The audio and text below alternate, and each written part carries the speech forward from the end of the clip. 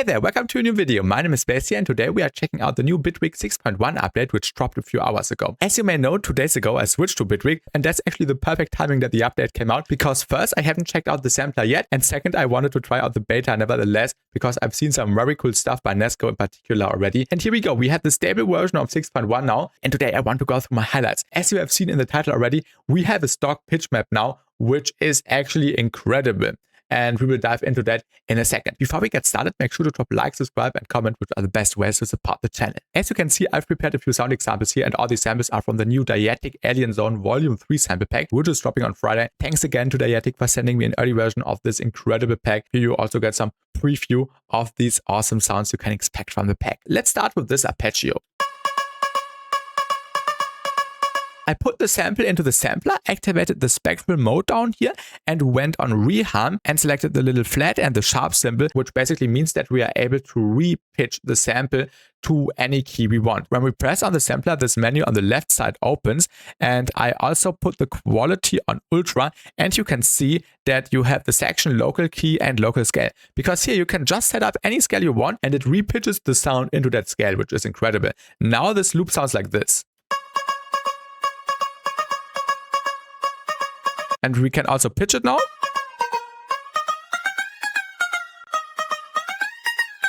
And it stays in key. Let's try a different key. Let's go with F pentatonic minor.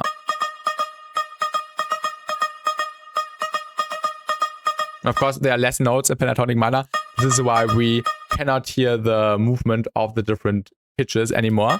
But of course, we could automate this now. And the bending is also really fun. Gives some really cool digital flair to it. Basically like a form shift, I guess.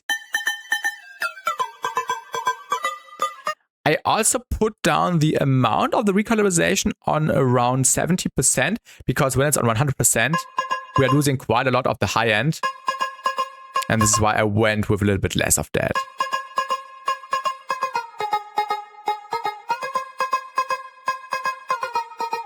So basically with that, we have a stock pitch map now within BITWIG, which is insane. Let's go with A sharp Dorian.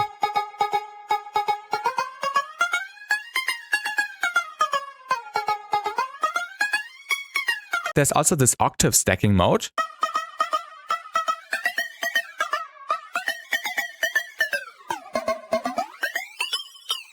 Which also can sound cool. Let's now try this on a bass loop. Some transient heavy basses here and I put it in the sampler again and when we press on it we can see the settings again here on the left side and you can see that we are colorizing it again. However, there's one issue because we are not able to exclude the sub-bass frequencies from the recolorization, so it does sound a little bit unpolished on basses, which is why I would recommend using a separate sub when you want to throw this on basses. So in the next step I would basically render this out to audio, get rid of the low end and just write my own bass progression and then apply a bunch of more processing to this so we can polish it a little bit more. But it does the retuning really well.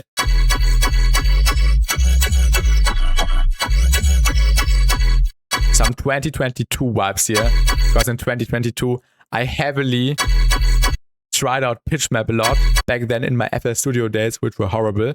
But yeah, it was really fun messing around with PitchMap. And now we got stock PitchMap kinda. And on 100%, you can hear that we are losing a little bit of the high end. Let's try a different key. Let's go with G pentatonic minor.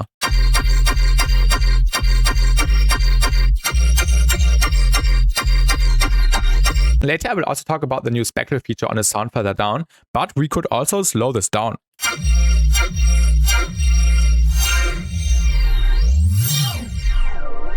Oh, this actually sounds really fun.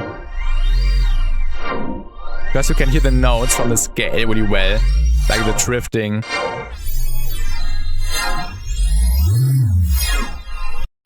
In the EQ you can also exactly see what's happening.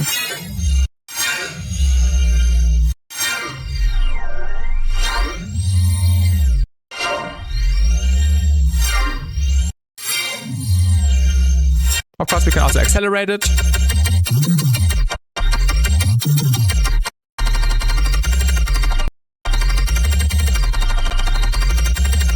Next up, we'll talk about some new flavor behaviors which were implemented. That's the example sound. In the sampler, I went on the repitch mode, and now we can turn on an analog mode and a digital mode. Let's start with the digital first. This reminds me of the effect the kilowatt shaper table would do with the disappearance table. We can also move it into a more bit crushy direction.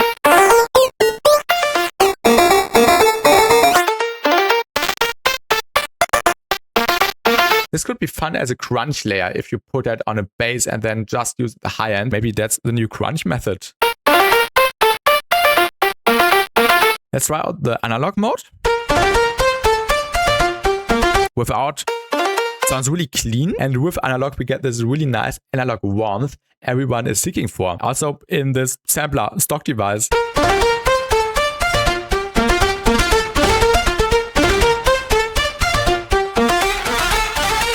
It sounds really, really good.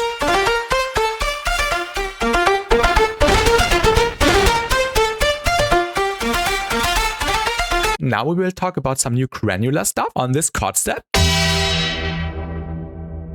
In the sampler, I chose the fragments mode and tweaked some settings, and now it sounds like this. We can change the grain size, the density, also the repeats. It does get a little bit loud, so let's reduce the volume a little bit.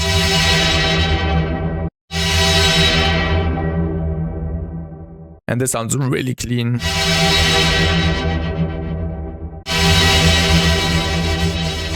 The motion brings in some nice hovering. Let's try out this loop from earlier.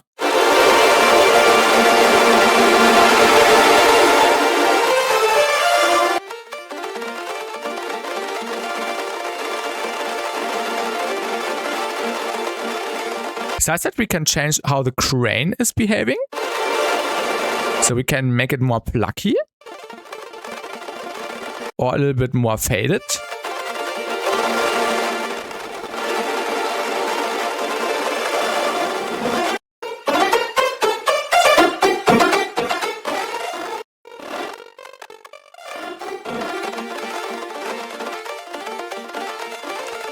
In general, really fun new granular engine here in the stock sampler of Bitwig.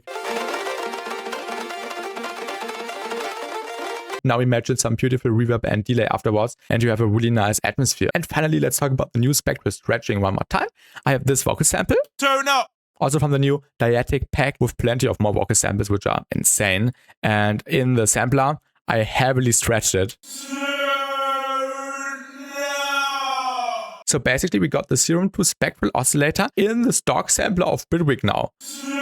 You can also tweak some more stuff here in the settings. Less phase dispersion. Yeah. This would cause more artifacts, but also a more crunchy behavior. So this is also probably a fun way to get some nice digital crunchy bits here and there to process it further with different layers and stuff. You can also reverse it. So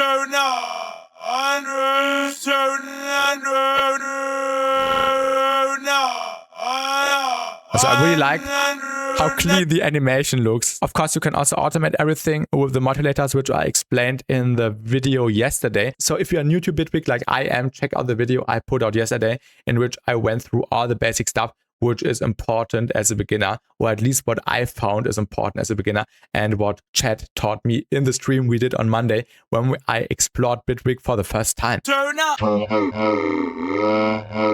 And that's it for today's video. Let me know what you think of this new Bitwig update in the comments. I'm pretty sure I missed one or two other new things which they added, but since I'm very new to Bitwig, these were the major features which stood out to me, so I just included them in the video. Let me know in the comments if I missed anything. And that's it for today's video. Make sure to smash that like button and subscribe, and see you in the next video. Have a great day and goodbye.